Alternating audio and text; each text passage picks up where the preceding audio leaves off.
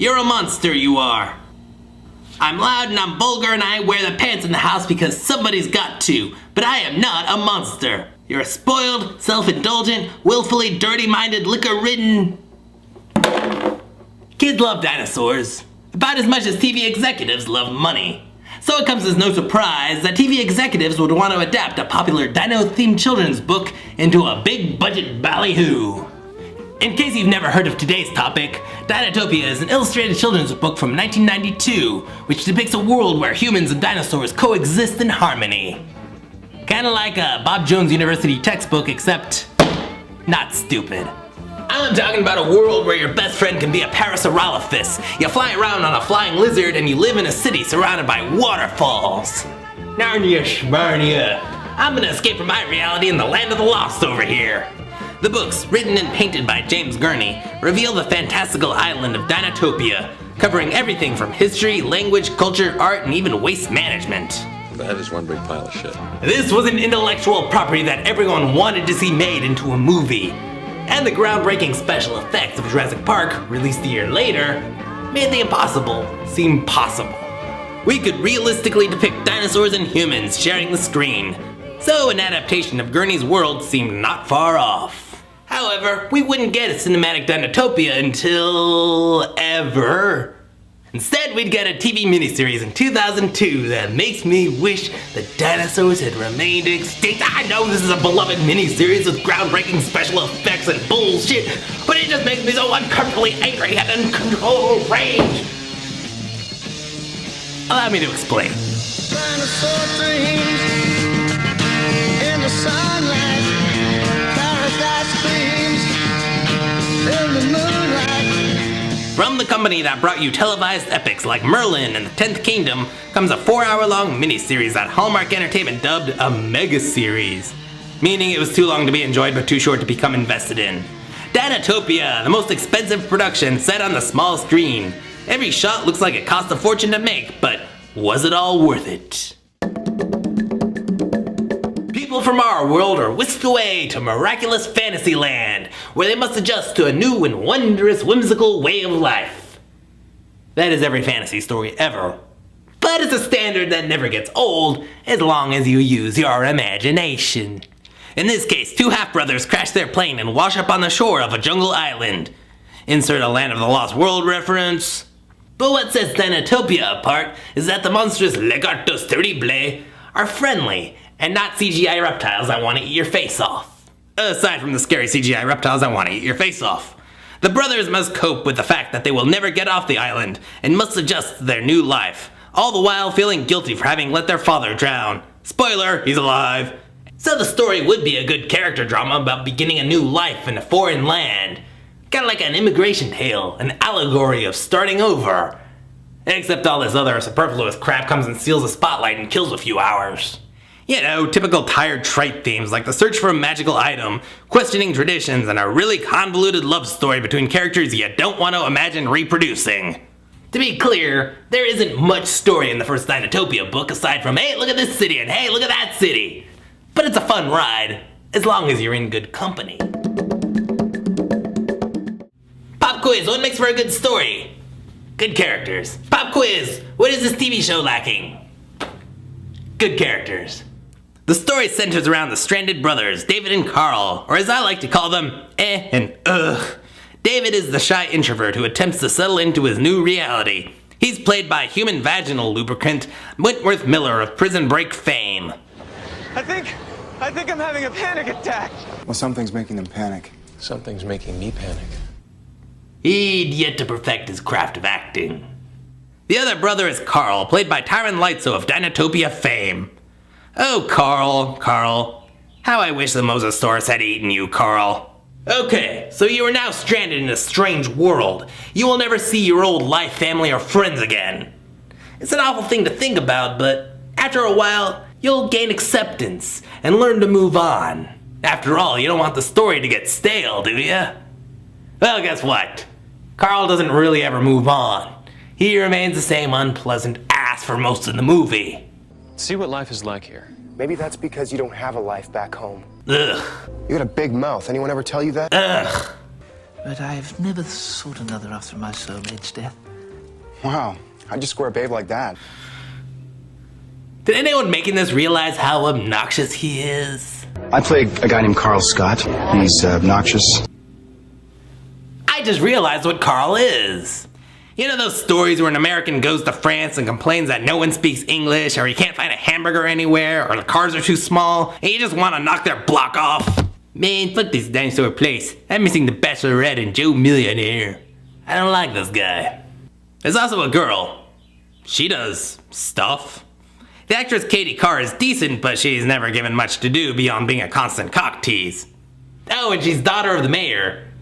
Technically making her a princess. As long as she's not one of those Disney princesses. You're special. You're of everything. But what if I don't want to be special? Forbidden island beyond civilization, but I can't escape the Disneyfication. That's chaos theory. So we have 3 young white protagonists. Time to introduce the wacky minority comic relief.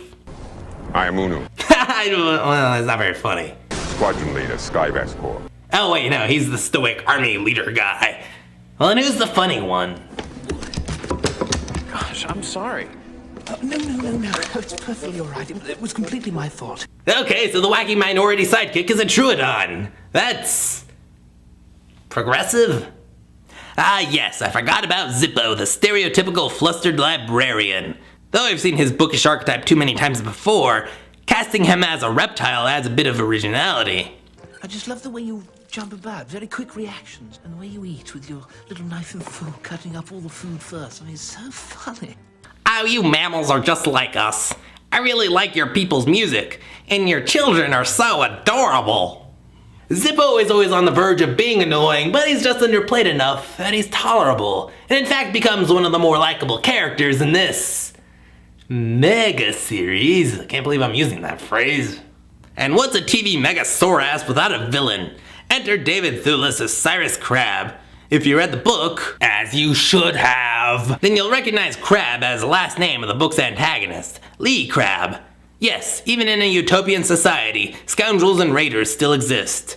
After all, you can't escape human nature. Thewlis does a fine job depicting the one scalawag in the perfect world, but honestly I find myself siding with him on many occasions, which is different from how I felt about Lee Crab. And that's one of the things that makes the movie terrible. That's chaos theory. I'm not one of those jackasses that can't separate a movie from the book it was based on. The point of an adaptation is to capture the spirit and meaning of a book. Directors are free to change characters and events to better suit the medium of film, but sometimes changes alter the very heart of the story, like an earthquake dividing a supercontinent. That's what happens here. Imagine a world where dinosaurs never went extinct. And no, not that horrible Dino Man. What I'm getting at is the culture and wisdom of ancient reptiles. And I know that sounds ridiculous, but we're talking about the fantasy genre. Your arguments are invalid. If dinosaurs had survived extinction and developed a culture of ethics, then those virtues would be older than the human race. A symbiosis of humans and dinosaurs would yield a society without violence, famine, or hatred. Thomas More coined the term utopia, which means no land, indicating that a perfect place of humans is unachievable. But with a combination of dinosaurs and humans, we can better believe the impossible world of peace and prosperity. In that world, the only evil would stem from the aversion and avarice of individuals like Lee Crab, who comes off like a true villain. The island of Dinotopia is truly the star of the book. It's the kind of wonderful, whimsical place you want to escape to. Ridiculous costumes and all. But apparently American audiences just can't accept utopian ideals as a possible thing. That's what ruins the movie. Dinotopia gets reduced to a foolish place full of foolish people led by a foolish mayor. Played by Jim Carter. I, Waldo Seville, the 207th mayor of Waterfall City. You were on the stage. Carson, is this true? Extend to you our warmest welcome and hospitality. You know it now. Might as well bear witness to my shame. The entire council won't admit that the magic crystals powering the island are dying out, and it's forbidden to look for more, and it's forbidden to leave the island, blah blah blah. Leave it to the outsiders to save the day. I just realized that this is a white colonial messiah fantasy. You know, white colonial explorer goes off and joins a foreign tribe and becomes the best member of that tribe. Think Dances with Wolves, Avatar, The Last Samurai, etc. This imperfect island of savages needed the wise teachings of Carl. If you ever say that again, I'll kill you, David. I swear I will. Ugh. I don't think these characters develop so much as the world around them disintegrates. There's also the addition of weird laws to the world of Dinotopia. So, in the book, leaving the island was impossible because of the rocks, reefs, and constant thunderstorms that surround the coast. People were allowed to attempt escape, they just didn't bother because it was too dangerous. But in the movie, Dinotopians are forbidden from leaving the island. Forbidding departure makes the island feel like some Soviet state, East Berlin-topia. As a viewer, I became cynical towards the TV version of Dinotopia and found myself relating to the villain Cyrus Crab. Apparently the TV writers could imagine a world of humans and dinosaurs, but they can't imagine a world of peace and prosperity. Yet another reason I hate this show. Although the baby dinosaur is adorable. Oh, look at that. It's pretty to look at and the thousands of special effects are incredible. The ending battle scene is simply breathtaking. Overall, the production is fine, but I feel it didn't go far enough. Gurney's paintings are warm and full of life. So many stories unfold in one picture. But when I look at the movie, all I see are a bunch of extras wandering around a studio backlot wearing silly costumes. I mean, this Parasaurolophus is so uninterested in being there. I think this mini-series suffers from being too damn long. A tighter production could have emerged from a more self-contained story. I won't straightforward recommend Dinotopia. However, if you have 4 hours to kill, get a hobby. But until you discover the exciting world of macrame, you can check out Hallmark Entertainment's Dinotopia. After this mini Megamoto series, a regular Dinotopia TV series premiered on ABC. It lasted 6 episodes until cancellation. The one saving grace in the miniseries were the special effects, but apparently they became too expensive. Hercules and Xena had a better production than this. Also from the bottomless pit of despair that is Dinotopia adaptations comes this animated film. Quest for the magical fucking kidney stone thing, starring Alyssa Milano as that bitch from the land before time. This has quality written all over it. Or does that say quantity? But I'll leave that review for one of my cartoon critiquing colleagues because I'm done with this. Dinotopia deserved better. It deserved an adaptation by a genius whose name is synonymous with quality.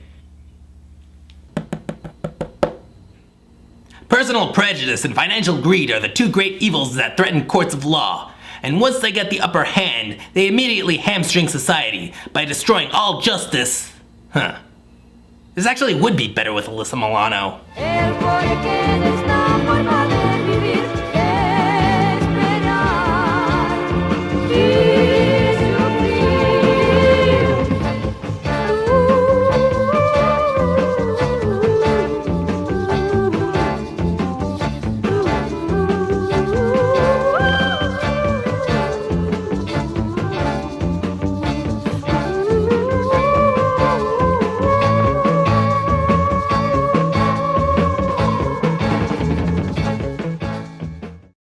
You might be wondering about the name Dinotopia. Well, here's the explanation from the book. Dinotopia. You think the name means a utopia of dinosaurs. Wrong. Look it up. It means terrible place. I know. I've seen it. The skinnies are slaves to the scalies. Those scalies control the banks. Stegosaurus is keeping me down. Mammal power. Mammals.